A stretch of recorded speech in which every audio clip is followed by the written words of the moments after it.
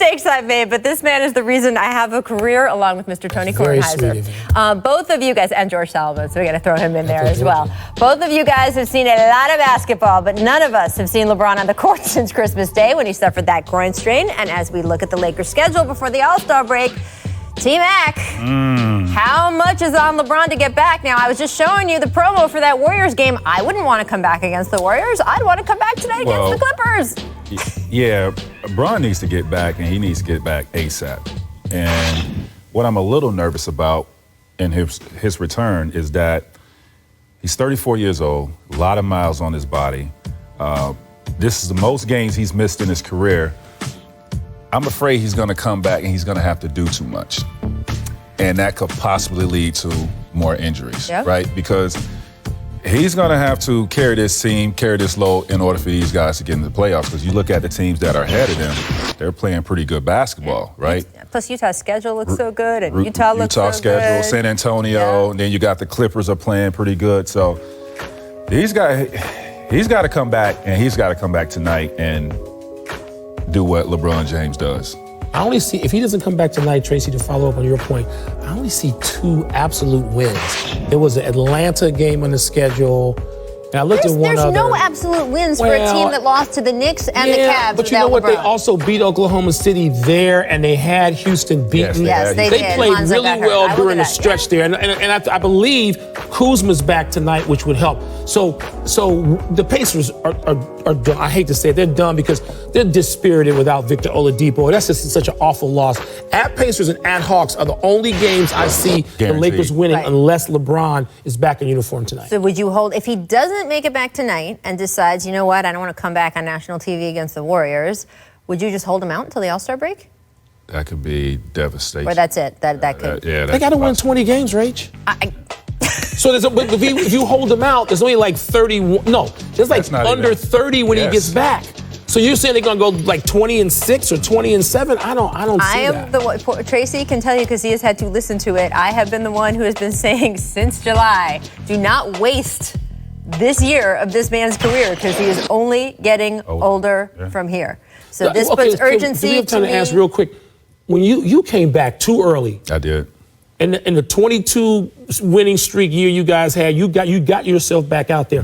What was that like the rest of the season because you came back so quickly? Well, the rest of the season I was fine. It's just after that longevity. I was done. Yeah. The rest of the season, I played out that season. I was good, but that following year, I paid for it and for my career. Yes. Advice right here. He knows he's been through it. Again, this circles then back to, yes, if you don't want to rush LeBron back or LeBron doesn't want to rush himself back, February 7th's coming, and AD is not the only guy out there. There's other moves that the Lakers could and maybe should look to make. And while we're talking about them, the LA Times reporting, if Lonzo Ball were to be traded, he would prefer if the Lakers added a third team to like a potential Pelicans deal, because he'd like to go to the Bulls or the Knicks. I mean, Tracy, we're just handing out teams to guys now. I don't know, apparently. Mr. Wilbon, what do you think of the Lakers maybe accommodating or not Lonzo Ball or LeVar Ball or whoever we think this is? I know this is not going to go over well as I sit here in Southern California and say this as somebody who follows the Bulls closely for my whole life. I like Chris Dunn at that position. Chris Dunn, first of all, at this point, I know he didn't shoot it well when he was in Minneapolis, or particularly last season. He has got a higher shooting percentage overall from 2-point and 3-point than Lonzo Ball. He's a better defender. He is a tough, hard-nosed guy in the image of what the Chicago Bulls like to think they are, and when they're good, they are that.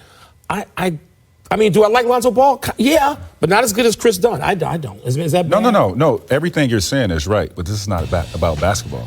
This is everything about big baller brand. That's what this is about. New York or Chicago? Right? Chicago or the Knicks? Come on, really? The two worst teams, bad teams in the league? This is all about marketing the big baller brand, and it's a smart move.